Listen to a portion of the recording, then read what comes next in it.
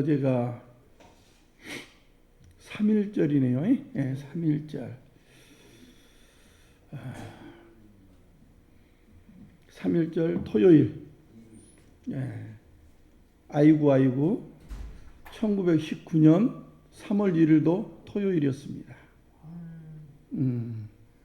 토요일이었고요. 3월 3일이 월요일이었어요. 그날이 고종황제 장례식 날. 원래 그날 3.1절 만세운동을 하려고 했죠. 근데 슬픈 장례식 날 만세운동을 할 수 없다고 해서 3월 2일 날 옮기려고 했어요. 그러나 3월 2일이 무슨 날이에요? 주일이었어요. 독립운동 하기 위해서 모였던 사람들의 신앙인들이 대다수죠. 그렇기 때문에 주일날은 안 된다. 그래서 거사를 3월 1일 날 하게 되었습니다. 그 영향을 받은 독립운동가들이 4월 11일 날 상해 임시정부를 세우고 우리나라 국호를 대한민국이라고 정했습니다. 그러니까 대한민국이라는 이 뿌리가 4월 11일 날 뿌리가 된 것입니다. 왜 이런 말을 하냐면 역사를 잃은 민족에게는 미래가 없습니다. 똑같아요. 역사를 잃어버린 이 성경의 해석은 의미가 없어진다는 겁니다. 이스라엘 백성들이 항상 범죄하고 그럴 때마다 하나님이 했던 말이 너희를 애굽 종되었던 집에서 인도해낸 나 여호와라. 자꾸 그들이 어디에 있어서 불러내어 하나님의 백성이 되었는가를 그들에게 자꾸 이야기하므로 너희들이 그 역사를 잃지 말라는 것입니다. 그렇기 때문에 지금 현재 우리나라의 좌우 이 분란과 혼란이 계속 일어나는 것이고 정치인들이 이걸 이용해서 자기의 정치 생명을 이어가고 있는 것입니다. 참 안타까운 현실을 우리가 살아가고 있습니다. 이러한 모든 것들은 시간이라는 것 때문에 일어나고 있지요. 시간이 흐르고 계절이 바뀌면 때를 따라 꽃이 피기도 하고 열매를 맺기도 합니다. 이 일을 다 누가 합니까? 시간이에요. 시간. 그렇죠? 여러분 시간을 막을 수 있어요? 그래서 한때는 타임머신이라고 해가지고 우리가 어렸을 때 타임머신을 통해서 과거도 가고 미래도 가고 희망과 꿈이었죠. 현실이 될지 안 될지 내가 볼 때 현실이 될 수가 없어. 하여튼간 그렇든 아무리 사람이 지혜를 내고 힘을 쓴다고 해서 시간을 막거나 바꿀 수 없습니다. 그렇게 시간이라는 것이 생각해 보면 만물을 지배한다 이렇게 말할 수 있어요. 이러한 시간의 흐름 속에서 우리는 최선을 다해서 살아가면 되는 것입니다. 성경의 역사도 마찬가지예요. 일반적인 역사도 그렇지만은 성경의 역사도 그래요. 시간의 흐름 속에서 다 이루어집니다. 계절이 바뀌듯 하나님 나라의 모습들도 달리 하면서 나타나는 것입니다. 마치 우리가 계절을 맞추어서 이렇게 살아가듯이 이제 봄이 오고 꽃이 필 것입니다. 이제 조금 있으면 매화가 필 것이고 산수유가 필 것입니다. 그러면 매화도 보러 가고 산수유도 보러 가고 또 여기 송정리 광목관 도로에 보면은 또 벚꽃이 그냥 화려하게 또 피지 않겠습니까? 자, 시간이 되니까 하나하나 되어갑니다. 그러면 하나님 나라도 시간 속에 나타난 하나님의 나라에 잘 맞게 우리는 봉사하며 살아가면 됩니다. 왜냐하면 내가 시간을 바꿀 수 없으니까. 그냥 우리는 그 시간을 활용하고 살아가면 되는 것이죠. 이처럼 하나님께서는 이전 역사에서 이스라엘을 율법이라는 법으로, 또 이방인은 율법 없이 하나님의 통치를 하셨습니다. 이 시간의 흐름에 따라서 하나님이 그 뜻을 나타내시고 우리 인간은 그 뜻에 따라서 살아가도록 허락하신 것입니다. 그런데 계절이 바뀌었어요. 하나님의 아들이 통치하는 시대가 왔습니다. 그래서 로마서 3장 29절로 30절 우리 함께 보겠습니다. 자, 시작. 하나님은 다만 유대인의 하나님이시냐, 또한 이방인의 하나님은 아니시냐. 진실로 이방인의 하나님도 되시니라. 할례자도 믿음으로 말미암아, 또한 무할례자도 믿음으로 말미암아 의롭다 하실 하나님은 한 분이시니라. 우리 앞번 주에 봤던 겁니다. 이제 여기서부터 시작하여 또 들어갑니다. 일반적으로 하나님은 만물을 지으시고 통치하시기 때문에 이방인 하나님도 되시죠. 일반적으로 생각하면. 그러나 언약적으로 생각하면 하나님은 누구의 하나님이었어요? 과거에는 이스라엘의 하나님이었죠. 그러니까 율법 아래에서 하나님은 유대인의 하나님이시고 이방인의 하나님은 아니었습니다.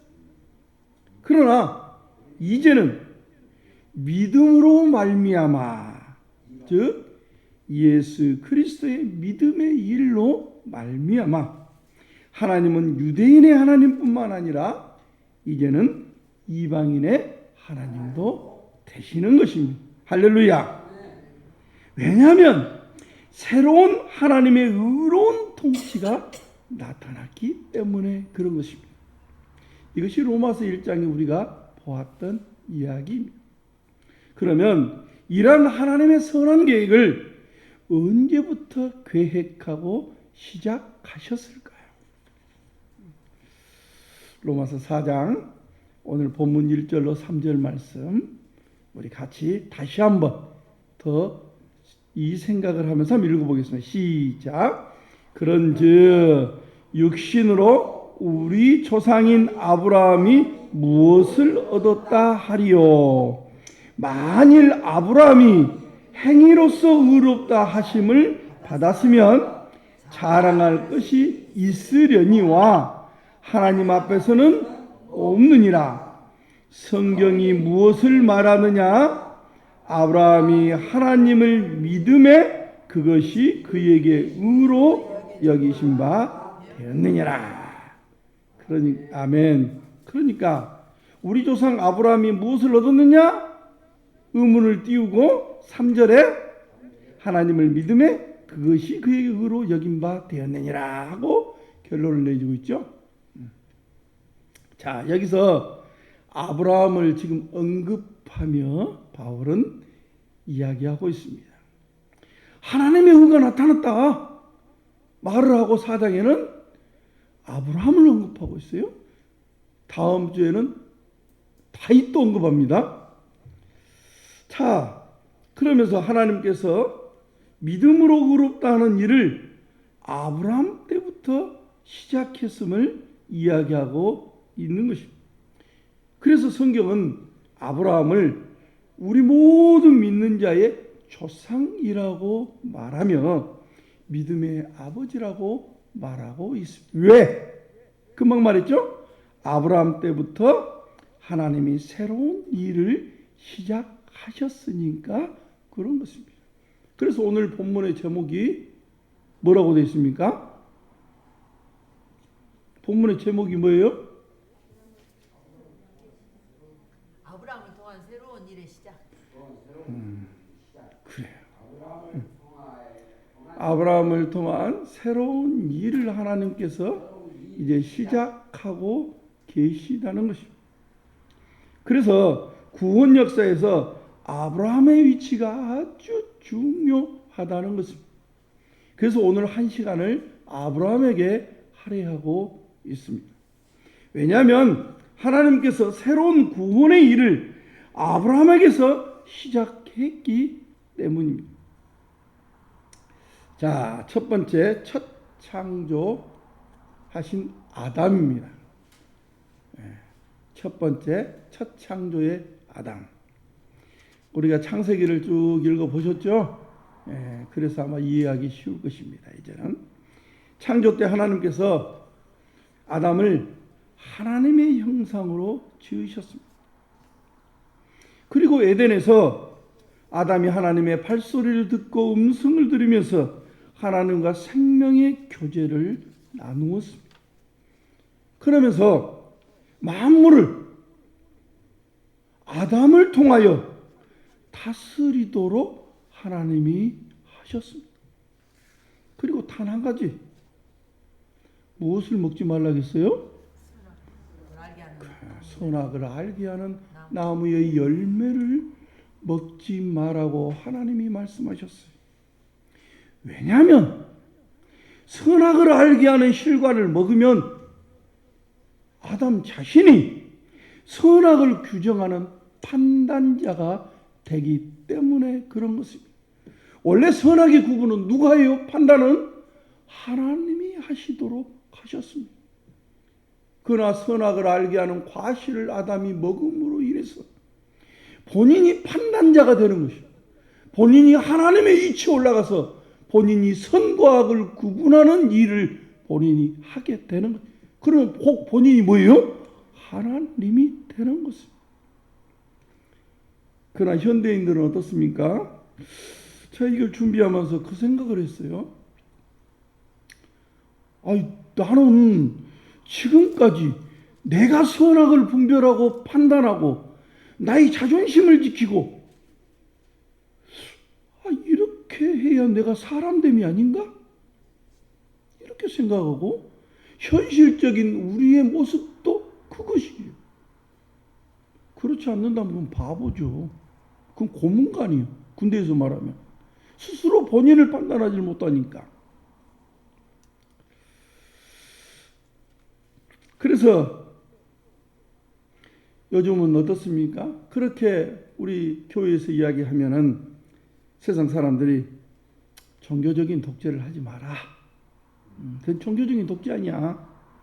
그런 말은 옛날에나 통했지. 지금 MZ세대에 그 말이 통한다고 생각하느냐? 이렇게들 사람들이 말해. 왜? 요즘 자라나는 우리 자녀들을 보면 너무 주관이 뚜렷해요. 자기가 좋아하는 것과 싫은 것을 분명하게 이야기합니다. 그러나 여러분 한번 생각해 보십시오. 기계가 있어요. 우리 쉽게 말하면 자동차를 생각해 보겠습니다. 자동차가 어떻게 생겼습니까? 하나하나 부품이 약 2만 개가 모여가지고 하나의 자동차를 이룹니다. 그런데 그 부품이 따로따로 내가 제일 옳다고, 바퀴는, 왼쪽 바퀴는 내가 옳아야? 나는 왼쪽으로만 갈 거야? 오른쪽 바퀴는? 아니, 난 오른쪽만 갈 거야. 하고 부품들이 스스로 자기를 결정한다면 어떻게 되겠습니까? 그게 하나로 합해지겠습니까? 자동차 역할을 감당하겠습니까? 그럴 수 없죠. 아무리 좋은 상품을 만들어도 각 부품들이 서로 조화를 이루지 못한다면 그것은 자동차 혹은 기계로서 역할을 하지 못할 것입니다. 그러므로 인격이라는 것은 서로 매이는 것이에요. 서로 양보하고 서로 베푸는 것이에요. 이게 인격입니다.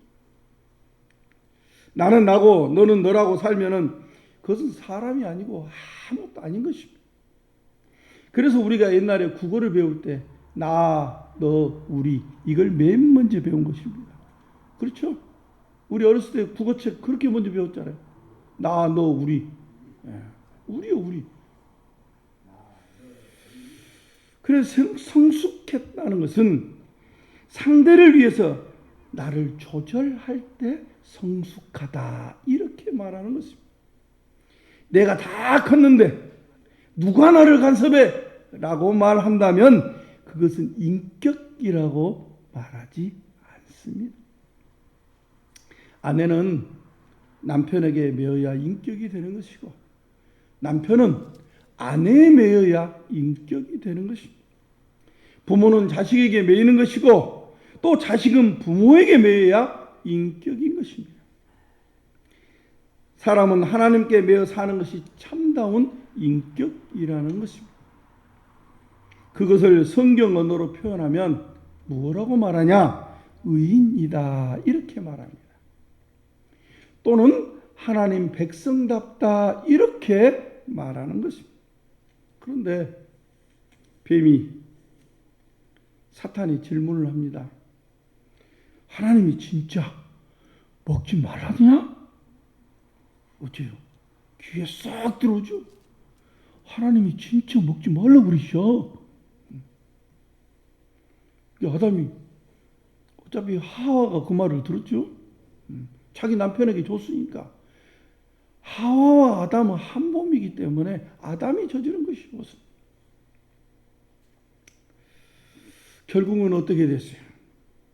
하나님을 의심한 것이죠. 그래서 불순종한 것입니다. 그 하나님이 주신 그 언약의 말씀에 진실이었다면은 무슨 말이야? 하고 야단을 쳤을 것이죠. 그러나 거기에 대해서 의심을 했던 것이죠.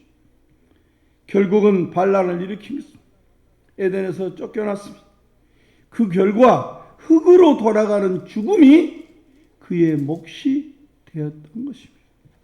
반란의 결과입니다. 그 하나님이 창대하라는 이 언약의 말씀을 따라서 하나님이 계속 죄를 범했음에도 불구하고 인간 세상이 번창합니다. 그것을 노아 이전의 세계의 모습을 쭉 보여줘요.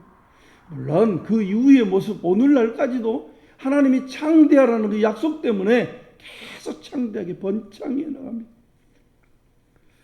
여전히 자신이 선악을 결정하며 사람이 자기 좋은 대로 하나님의 아들들이 세상 여자를 보고 장가가고 영웅들을 생산하게 됩니다. 온 세상이 하나님을 대항할 만한 영웅주의로 세상이 가득하게 찼습니다. 이 영웅이라는 말은 성경에서 사냥꾼이라는 말인데 사냥꾼이라는 말은 하나님의 대항자로 말합니다. 그러니까 무례하게 하나님 앞에서 대항자로 그들이 서게 된 이처럼 죄악이 아주 엄청나게 관영한 모습을 하나님이 보신 것이죠. 그래서 두 번째 노아를 통한 새로운 세상을 출현시킵니다. 그때 범죄로 가득한 옛 세계를 하나님께서 물에 푹 담가버립니다. 그리고 깨끗이 씻어서 새로운 세계를 하나님께서 허락하여 주십니다. 구약 성경에서 물을 정결예법으로 사용합니다. 씻어서 깨끗하게 하는 생명의 예법입니다. 그래서 시내산에서 하나님을 만날 때에도 그들이 몸을 깨끗하게 씻고 그들이 하나님을 만나고 언약을 체결하죠.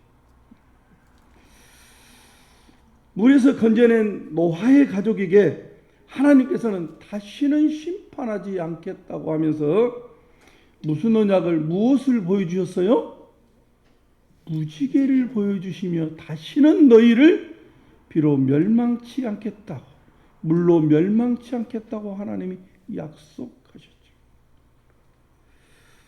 그렇다고 그들의 죄가 사라진 것이 아닙니다. 노아를 세상의 새로운 세계의 머리로 삼으시고 노아 모든 아들들을 번창케 했지요. 그래서 노아 아들을 통해서 70민족을 온 땅에 퍼지도록 하나님이 복을 주십니다. 하나님이 창대케 하리라는 이 언약을 그 자손들에게 주셔서 이렇게 모든 민족을 허락하시고 노아와 모든 자녀들에게 복을 주셔서 모든 민족을 형성케 하십니다. 세 번째, 영웅시대가 도래합니다. 계속 이어집니다. 제가 구분점만 이렇게 지금 주고 있는 것입니다. 그러나 이전 세대가 하나님 앞에 범죄했던 것처럼 노아의 후손들이 어떻게 합니까? 함께 이렇게 계속 뭉칩니다. 어디서? 베델에서. 아니, 베델이 아니죠. 바벨이죠. 뭉쳐요. 막 우리가 흩어짐을 면하자 그러면서 뭉칩니다. 그들은 인간의 힘을 빌어서 절대적인 권력자 리브로서 명령에 의해서 일사불란하게 움직입니다. 또 그러기를 원했습니다. 원래는 하나님은 오직 한 분 하나님만 중심이 되어서 섬기기를 원했습니다. 그래서 노아의 자손들을 모든 족속으로 만드시고 그들이 하나님을 찬양하기를 바랬습니다. 오히려 근데 그들은 모여서 하나님을 찬양하는 것이 아니라 오히려 하나님을 대항했던 것입니다. 그래서 니브롯을 보면은 뭐라 했어요? 영웅, 최초의 영웅이다. 그렇게 나와요. 그래서 하나님께서는 그들을 어찌입니까? 비로 멸망시킵니까? 그렇지 않죠. 그들을 어떻게 했습니까? 흩어버리셨죠.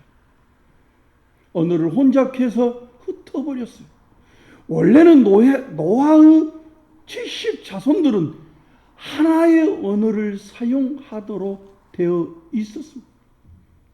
그러나 그들이 함께 모여서 도시를 건설하고 니브롯과 함께 하나로 뭉쳐 하나님을 대항함으로 그들을 하나님이 흩어버려요.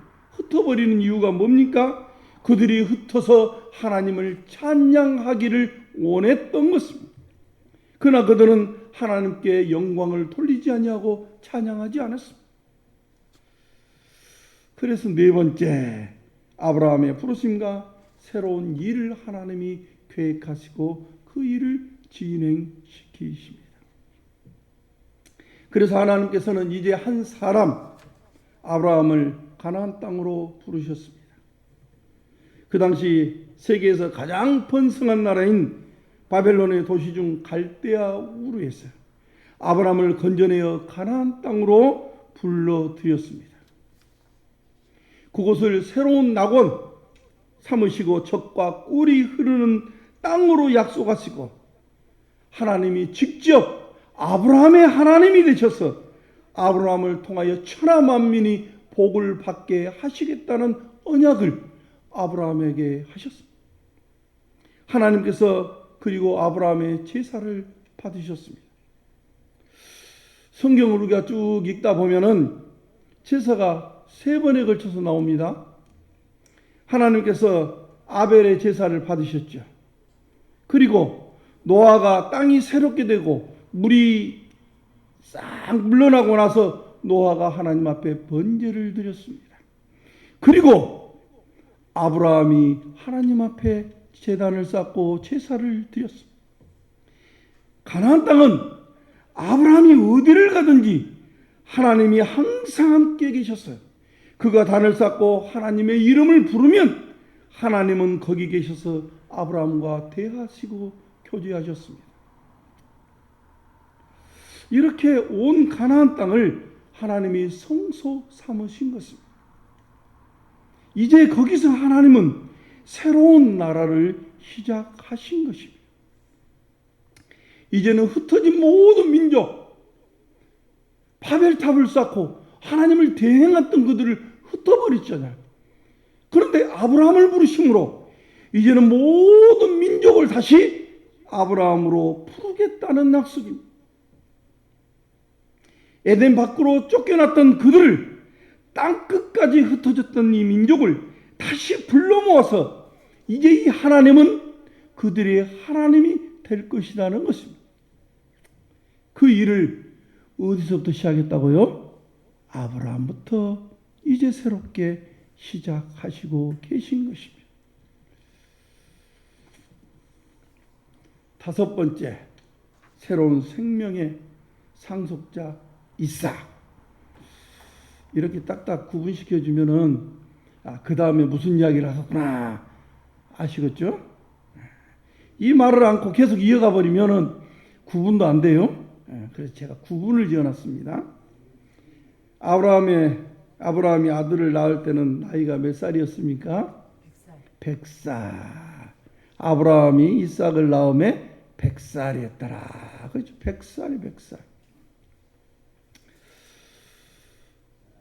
인간이 100살이면은 이제 육체적인 모습은 생물학적으로 다 죽은 몸 아니에요?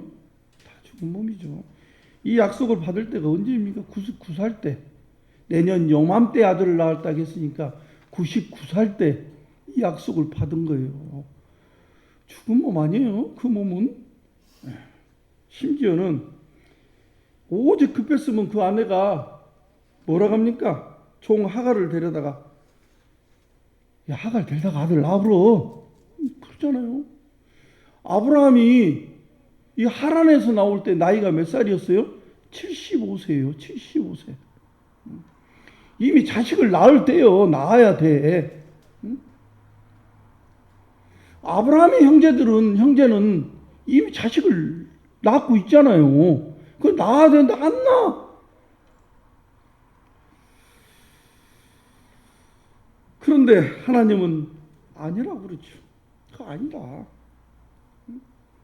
아내 사라의 태도 다쳐버립니다.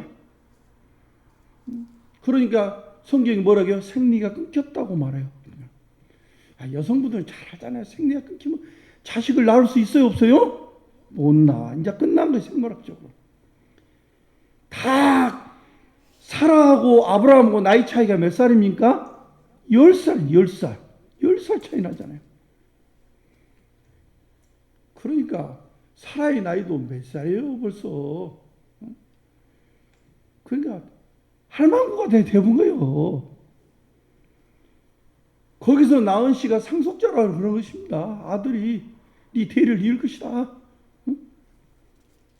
사라는 아이를 낳은 적이 없는 데다가 나이가 이제 90살은 이제 다 되었으니 이를 어찌냐고. 아브라함도 자기 몸은 죽은 것 같고 나이가 많아서 생육하고 번성할 나이가 아니요. 한참 때 75살 때 그때 나왔어야 돼.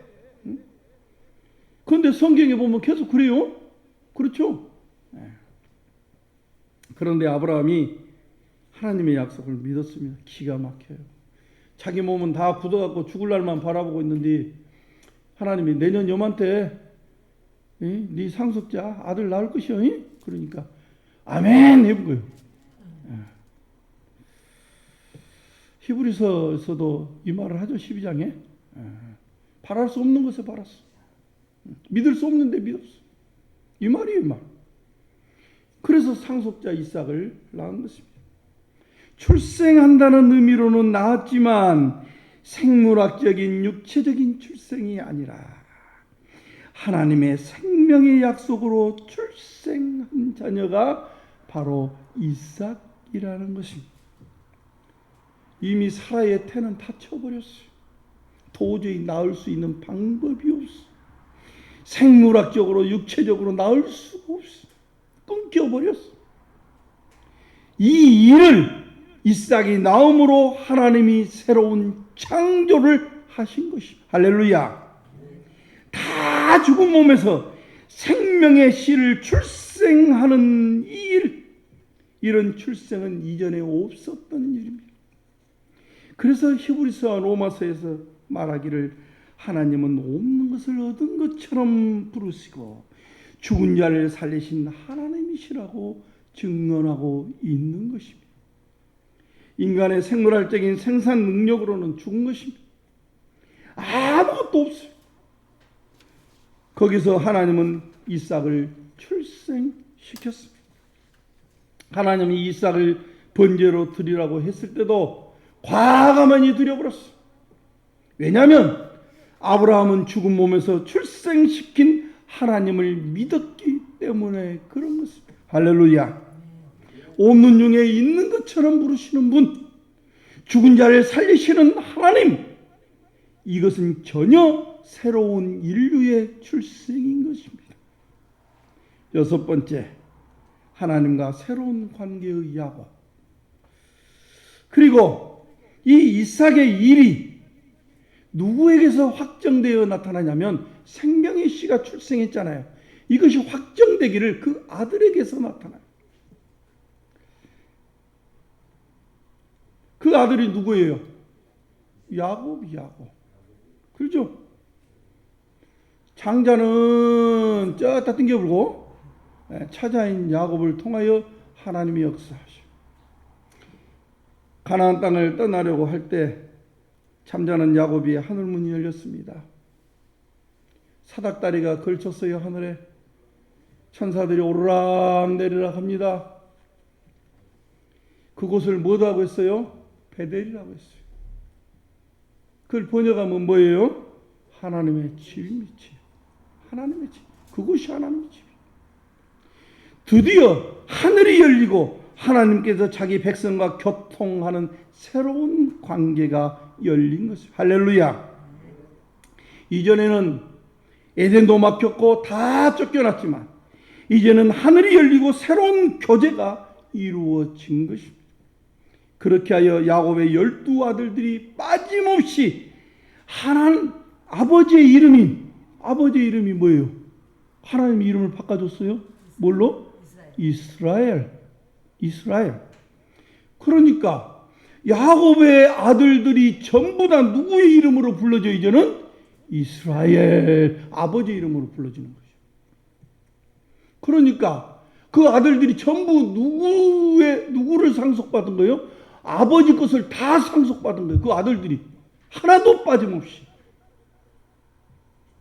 하나님께서 하늘을 열어 자기 백성 중에 하나님의 성소를 짓고 교제하는 새로운 백성으로 구원되었기 때문에 바로 이것이 뭐다?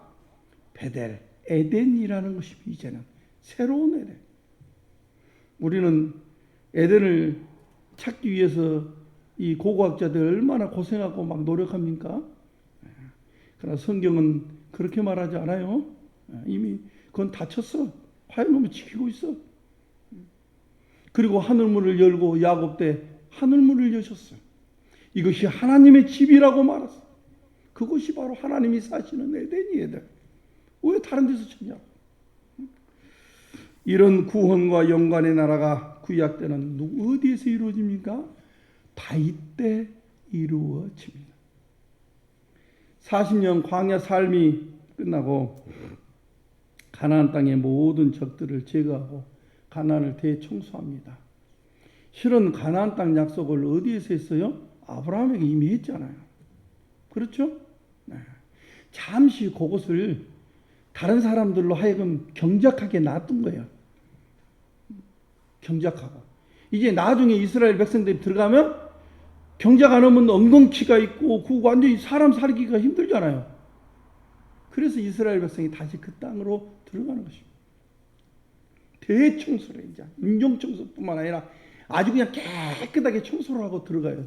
그 청소가 마무리될 때가 언제예요? 다윗 때. 그리고 하나님께서는 편히 쉬는 안식의 나라를 여셨습니다. 언제? 다윗 때. 그때 하나님께서는 다시는 이동하지 않는 큰 돌로, 그 전에는 천조가리로 하나님 집을 아주 초라하게 지어가지고 이동하면서 하나님이 거기 사셨어. 그런데 이제는 어디에? 실제 돌로 지어서 그냥 화려하고 멋지게 하나님이 거기서, 거기가 하나님의 왕 궁전이에요. 금집으로 짓고 거기 거하심을 통해서 하나님이 영광을 받으시고 만국의 보화가 다윗의 나라로 다 모아들어요. 아들 솔로몬을 임명하면서 다윗의 나라를 하나님께서는 완성케 하십니다. 자, 여기서도 다윗이 나라를 완성했는데 그 모든 영광은 어디서 받아요? 아들 솔로몬에서. 왜? 사람의 지혜나 칼로 세상 나라를 지배한 것이 아니라 솔로몬은 무엇으로 지배합니까? 하나님의 지혜로. 하나님의 지혜로. 그러니까 솔로몬이 하나님의 성전을 짓고 기도하면서 맨 마지막에 뭐라고 합니까?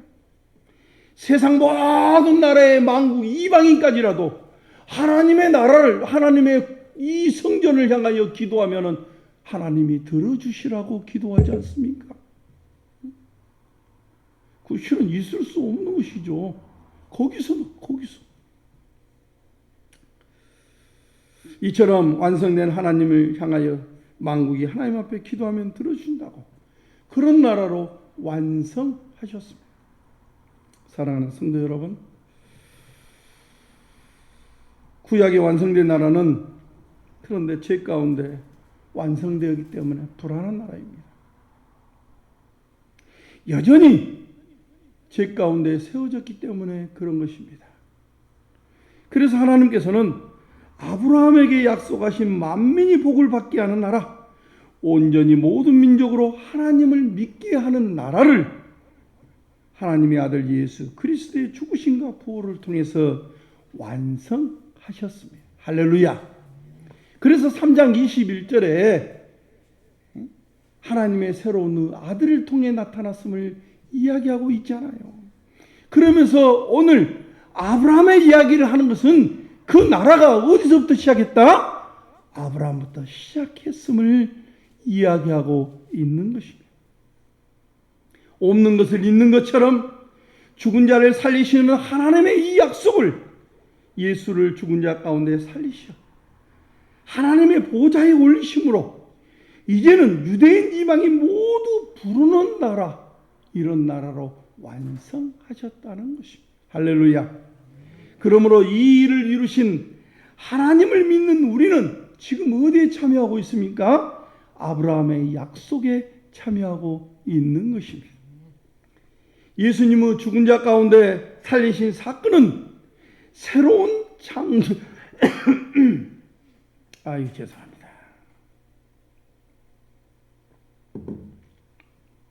새로운 창조의 시작입니다. 아브라함이 몸이 다 죽고 사라가 태가 다쳐서 자녀를 낳을 수 없는 생물학적 완전히 그냥 아무것도 아닌 그 상태에서 이삭을 낳아서 새로운 창조를 시작했듯이 이제 아들 예수 그리스도를 죽은 자 가운데 살리셔서 하나님의 보좌의 우편에 앉으심으로 하나님께서 새로운 창조의 시작을 하신 것입니다. 그러므로 우리는 하나님이 만민을 통치하시는 하나님의 왕권 대리자인 것입니다. 얼마나 영광스럽습니까? 감격스럽지 않습니까? 바로 이 말을 하기 위해서 지금 제가 이 설교를 하고 있는 것입니다. 예수님 안에서 굳게 서서 우리는 보이지 않는 이 질서에 매여서는 안 됩니다. 주님이 오실 때까지 하나님의 나라를 우리가 충성스럽게 봉사해야 합니다. 이 새로운 창조를 누구에게 맡기셨습니까? 교회에 맡기셨습니다. 우리는 그 예수 그리스도가 교회의 머리가 되시고 우리는 지체로서 바로 그 나라를 일구고 있는 것입니다. 하나님 나라는 우리가 지금 눈으로 보니까 썩고 죽고 살인하고 막 사건들이 일어나요. 그러니까 아직도 아닌가 보다. 이미 그 나라는 시작되었어요. 왜? 구약의 나라가 진행된 것처럼 창조하셨던 하나님 나라가 이렇게 아담과 노아와 아브라함을 거쳐서 진행하며 하나님의 나라가 진행되었던 것처럼 이제 가까이 왔던 하나님 나라가 완성되기까지 이제 또 진행되어 갈 것입니다. 그러므로 우리는 충성되어 하나님이 주신 이 시간 속에서 봉사하면 되는 것입니다. 할렐루야. 그러므로 안다는 것이 얼마나 중요합니까? 모르면 어떻게 봉사하겠습니까? 그러므로 기도할 때마다 하나님의 통치가 나타날 수 있도록, 우리 자신이 헌신하고 복종할 수 있도록 하나님 앞에 부르짖어 기도해야 하는 것입니다. 우리를 통해서 땅끝까지 이 복음이 증거되어 만민이 하나님 앞에 복종하고 순종할 때까지 주님의 약속을 믿고 우리가 우리의 왕 되신 주님만을 따라가다 보면, 끝까지 전진하면 그 나라가 곧 완성될 것이기 때문에 그런 것입니다. 그러한 신실한 믿음의 백성들이 다 되시기